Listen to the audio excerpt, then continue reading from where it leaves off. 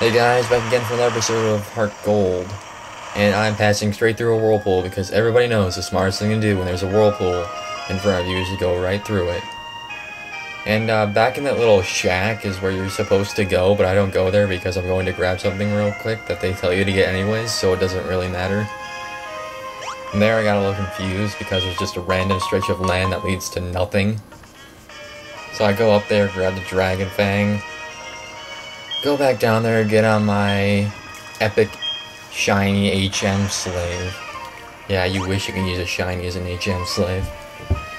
And I go over here and check if there's any hidden items because, again, it's a random stretch of land that leads to nothing. And it seemed a little bit suspicious.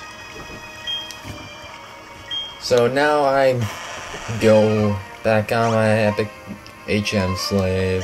And I'm going into the little shack to meet a bunch of old men. Yeah, 3 old men hidden in a shack inside a cave surrounded by a bunch of children. That's, pretty messed up.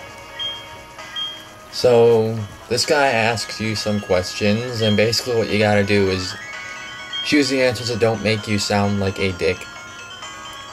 Alright? So, what kind of trainer do you wish to battle? If you say weak trainer, that's bad. Well, it doesn't do anything right now, but if you answer all the right ways, you get a special Dratini that knows extreme speed, and it's pretty awesome. So yeah. So I answer all the questions that don't, and I make sure that I don't sound like a dick because I want that Dratini. Because extreme speed Dratinis are awesome. So Clair comes in and she's just like, "Ooh, I bet you lost. What, you won? Oh, gee." And now, the old man's gonna tell on her, so she gives me the badge finally.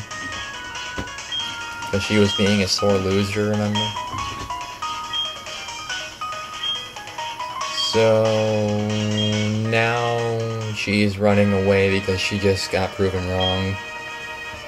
And this guy is just like dropping the ball on Lugia.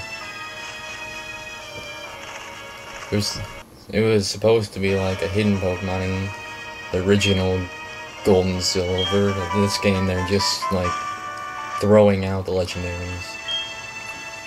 They're making you go to it anyways.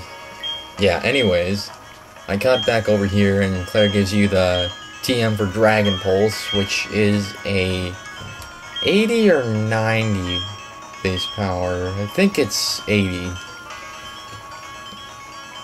I could be wrong, don't hold me to that. And it's a pretty good move, but I have no dragons I wish to teach it to. So I cut back to outside the cave and Professor Elm calls and tells you to go over to his lab because he has something for you. So now we're gonna go back to his lab, but first I gotta go through this route. Now there's 2 ways you can go, the left path or the right path. I'm gonna go through both, but just know that there's a lot more trainers on the right path. And there's a lot more patches of grass on the left. So anyways, this guy, he leads off with a Pidgeot, I Rock Slide and it dies. So his second Pokemon, Electabuzz, and he sets up a light screen for some reason because everybody knows these things are special attackers. Yeah. So he swifts and does nothing. And I gain a lot of experience and grow level 36. And I beat Ace Trainer Ryan. Hoorah. So, moving along, I see this patch of grass here, and I'm like, oh crap, I don't want to run any wild Pokemon, so I put on a Max Repel. Because I have a ton of those, because I had a lot of money burning through my pocket.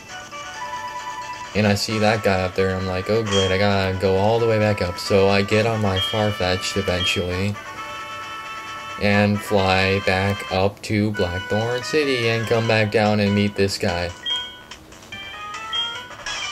So he wants to see if I raise my Pokemon properly. No, I don't think I did. I beat them a lot. So he's got a Machop, so I set up a Dragon Dance knowing I can take a Karate Chop or something. As long as it's not a crit, and it wasn't, which is pretty cool. So I rock slide, take it out, even though it's not very effective. God, this Pupitar is awesome. And then he's got him a chop, so I thrash, expecting another fighting type Pokemon, but no, he's got a Graveler. And I'm like, oh shiz, because I'm going to get confused. And he just Magnitude, and he gets a Magnitude 4, which does nothing, but then I thrash him again and get a crit. Another one of those useful crits that never happen, which is pretty sweet.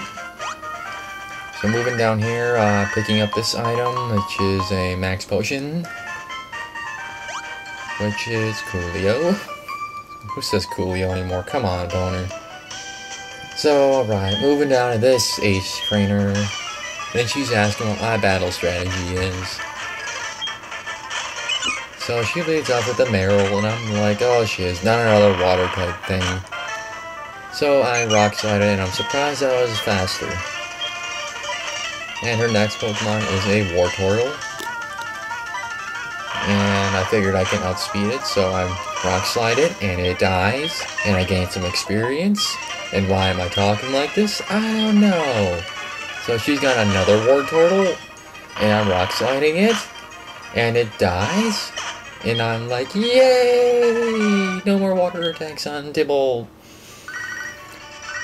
So anyways, after my moment of weirdness there, moving down the hill here, and I see this karate guy, and I figure I will not be able to take attacks from fighting type Pokemon with my Pupitar.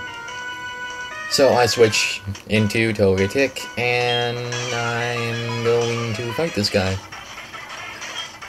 And he's just like, wah, kick in the air. And he sends out him a choke. And in one extra sensory, he dies, which is a little bit curious.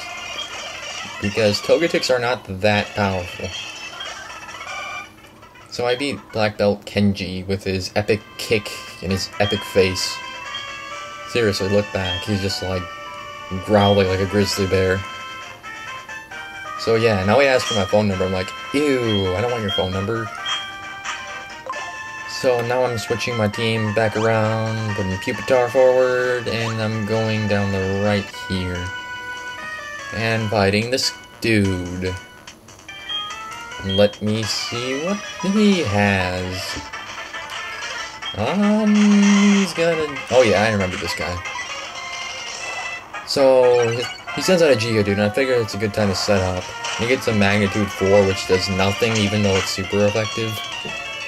Which was pretty cool. And I bite him, and I get the Flinch Hacks. Then I bite him again and finish him off. Now he sends out a Graveler. And I bite it. And I get the Flinch Hacks.